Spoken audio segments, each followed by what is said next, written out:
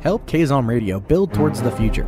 We are currently looking to expand our network and need all the help and support we can get. Please visit kzomradio.com/fundraising for details.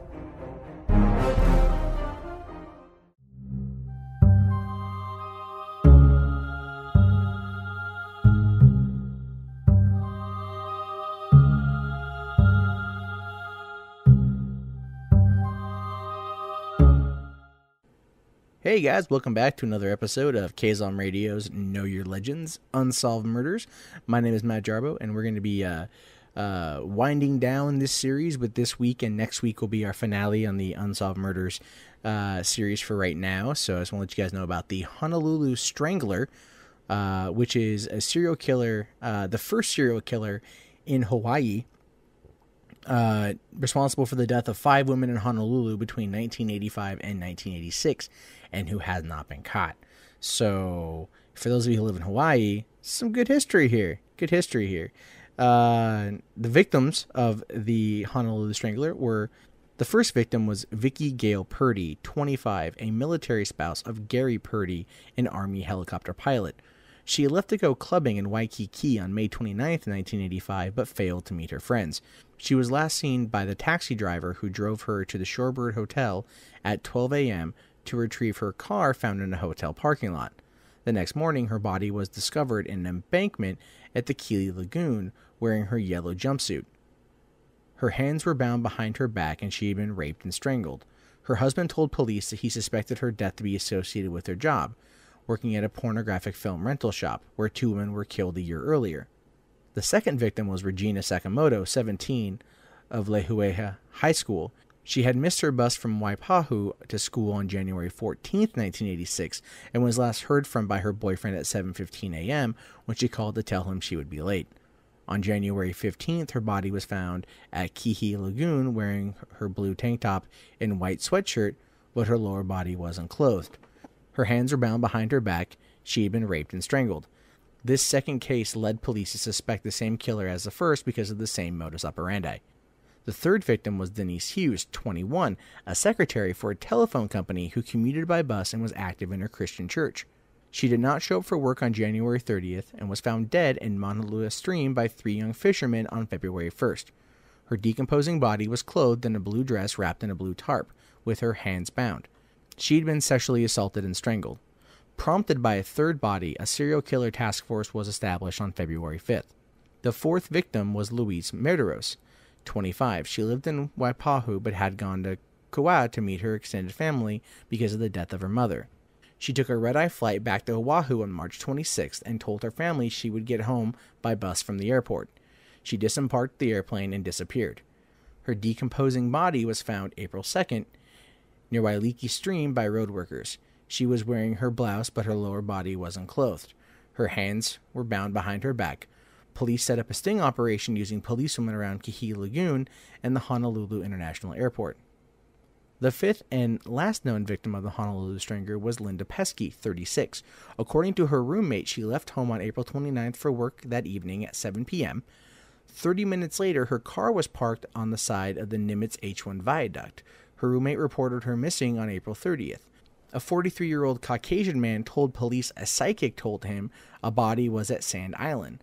On May 3rd, the informant took police to the exact location, but was wrong. Police searched the island and found Pesky's body. She was nude, and her hands were bound behind her back. Investigation. The Honolulu Police Department had established a 27-person serial killer task force on February 5th with help from the FBI and the Green River Task Force. The killer's profile was of an opportunist who attacked women who were vulnerable, such as at bus stops, not one that stalks his victims. He also likely lives or works in the area of the attacks, Waipahu or Sand Island. Police set up roadblocks at the time of the Pesky murder to question frequent commuters.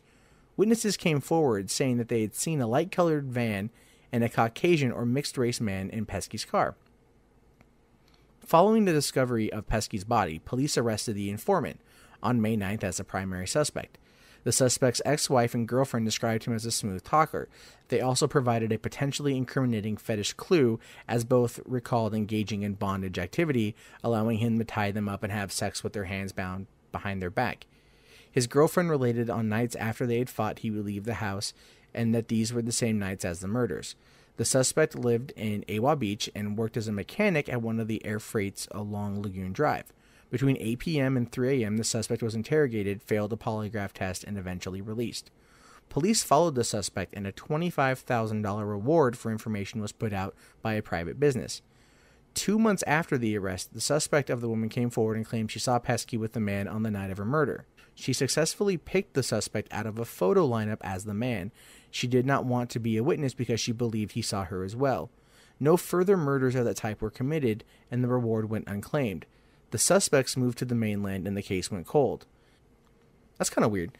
Okay, in most of these cases, they have like a name or something, like the last week we had like a couple names. But they don't even give a name to this man who went to a psychic. A 43-year-old went to a psychic.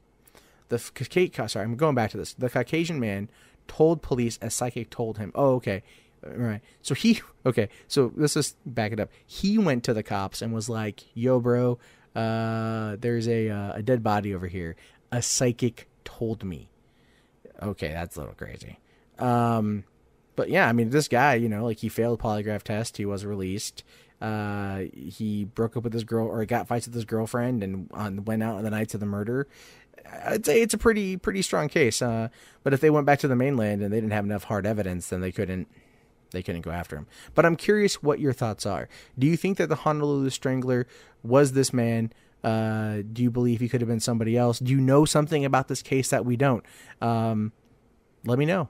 Get back to me. Hit me up at Kazom Radio at Twitter, Kazom Radio at Facebook, KazomRadio.com, Kazom Radio on Google. Type it in. You'll find it. My name is Matt Jarbo. We'll see you guys next week for the last episode of Know Your Legends, Unsolved Murders, before we move on to a new topic.